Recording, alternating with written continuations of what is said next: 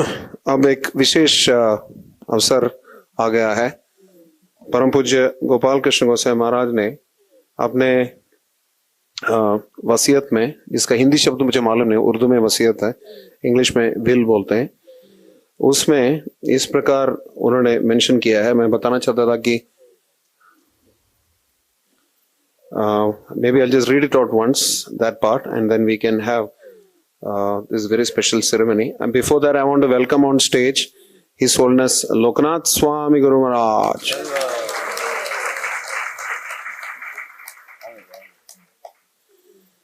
So Maharaj is not just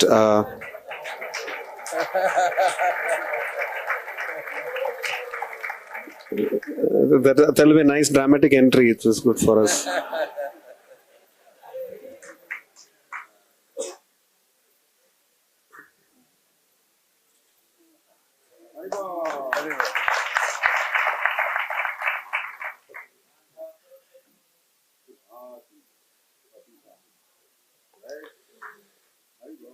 His Holiness Gopal Krishna Goswami Maharaj writes in his will, I don't really have any assets, cash, bank deposit, lockbox, vehicles, stocks, or any property in my name.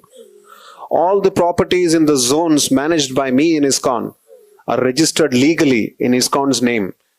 And there is nothing in my name except a Rolex watch gifted by Srila Prabhupada in 1977, my laptop, and 2 mobiles. I desire that this watch be handed over to one of my disciples who helped me in serving Srila Prabhupada.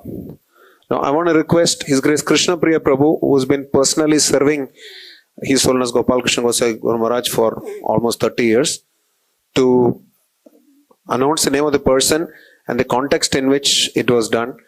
And once the name is announced, want to request His Holiness Lokanath Swami Guru Maharaj to gift Srila Gopal Krishna Goswami Guru Maharaj's Rolex watch and thus fulfill the important element of his will by handing over this watch to that particular person. I want our Krishna Priya Prabhu to introduce that person. Hare Krishna.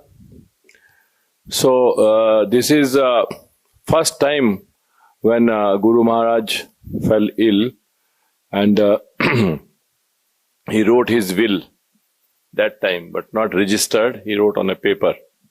And that will he clearly mentioned the name of that person. And I mean, it is long, long back. After that, that devotee has done so much more. That is only 95.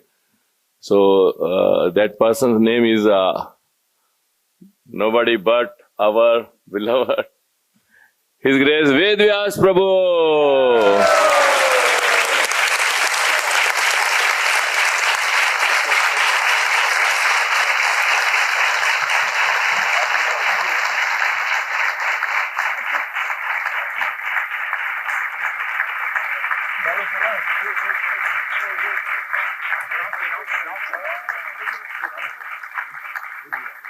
And in that will, Maharaj also mentioned that when I go, then my disciples can take shelter of His Holiness Lokanath Swami Maharaj.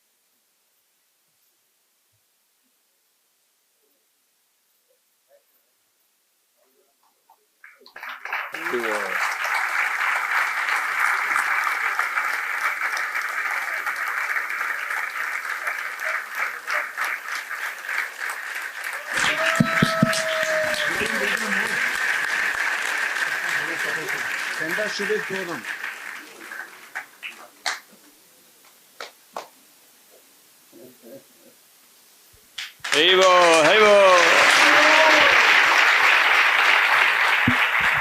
महाराज कहा हरे कृष्णा। एक हाथ लगा के photo खींच रहे हैं। अब photo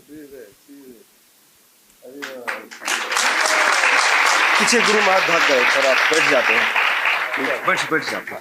मैं बैठ जाता हूँ, आप रहिए। नहीं, पीछे महाराज का फोटो। महाराज ने पिक्चर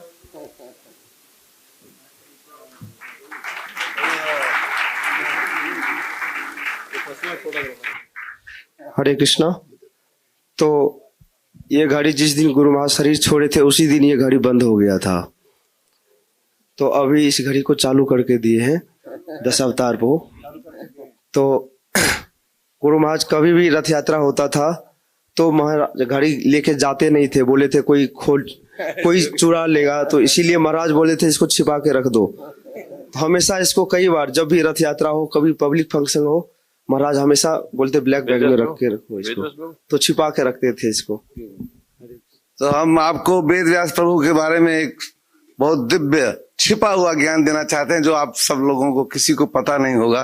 क्यों महाराज जी के मन में इनके प्रति इतना प्रेम था और कैसे हमारी इनकी दोस्ती बहुत खास हो गई बाद में। जब ये मंदिर बन रहा था तो वेद व्यास प्रभु वैसे तो बहुत बड़े आदमी थे, बहुत पैसा भी था, लेकिन जब मंदिर का निर्माण काल चल रहा था तो बैंक बहुत टाइट हो गई और काफी पैसा इनके ऊपर लोन था। तो जो हम लोग महाराज जी एक हमारे गुरु भाई को बंबई से यहाँ लाए थे, दवे साहब, चतुर्मास्य दास दवे जी, उनका ओरिजिनल दस्तूर कंपनी के वो थे पहले, और उन्होंने ही आर्किटेक्ट जो कनविंडे साहब है उनको जोड़ा था उन्होंने ही। तो पैसा जब भी घटता तो हमारे पास आते थे। अच्छा, अगर हम उनको एक हफ्ते में कुछ पैसा नहीं दिए तो सीधा वेद व्यास के ऑफिस चले जाते थे। तो हमें पता चलता था क्योंकि हमको तो रोज रिपोर्ट आती रहती थी कहाँ से कितना कलेक्शन आया। तो एक दिन संडे को वो हमारे पास बैठे थे और मैं उनको थोड़ा डांट कर लगा रहा था। हमने कहा अरे भाई प्रभु आप हम ही से स्ट्रगल करो, वेद व्यास के पास मत जाओ, उनके बारे में आपको कुछ पता है क्या? प्रभु हम तो पता नहीं, हम तो जाते हैं, हमको चेक मिलता है मैं लेके चल देता हूँ। तब तक कि पीछे से वेद व्यास प्रभु आ गए तो ये सुन गए कि मैं उनको थोड़ा उनके ऊपर दबाव डाल रहा हूँ। इन्होंने कहा महामंत्र प्रभु आप शांत हो जाओ, शांत हो जाओ। हम कहा क्यों? क्या देखो ये जो टी शर्ट पहना हूँ ये बैंक के पैसे का है। क्या वो जो जैन गाड़ी खड़ी है ना नीचे, वो उस समय जैन से आते थे पीले रंग की जैन, तो वो भी बैंक की है। और अगर मेरा खाना पीना रहना सब कुछ बैंक से चल रहा है तो मंदिर क्यों नहीं बन सकता इस बैंक से? इतना ही नहीं, जो बैंकर इनका था HDFC, वो जो IFCI जो अग्रवाल था, तो जब पहले ये भी उसको घूस देने जाते थे, दे के आते थे तो मुझे बताते थे कि यार ये कुछ पैसा देगा आप जाओ। और वो भी पता नहीं कैसे भगवान के ऊपर इतना कृपा करता था, जो ही हम जाते फोन करते अग्रवाल जी, अरे भैया कहाँ हो गुरु जी, आ जाओ आ जाओ, तो कुछ परसेंटेज वो भी देता था, जो इन्होंने उसको दिया है उसमें से वो देता था। तो हमने देखा कि भाई एक ये तो महाराज की बड़ी स्पेशल कृपा थी, उन्होंने कैसे लोगों को इसमें जोड़ा।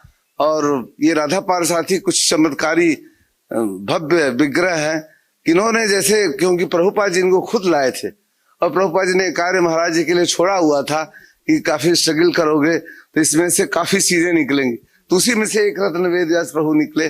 और हम लोगों का सौभाग्य है कि हमारे गुरु भाइयों का, सबका और इस्कान का भी, क्योंकि ये तो कभी किसी को ना नहीं कर सकते।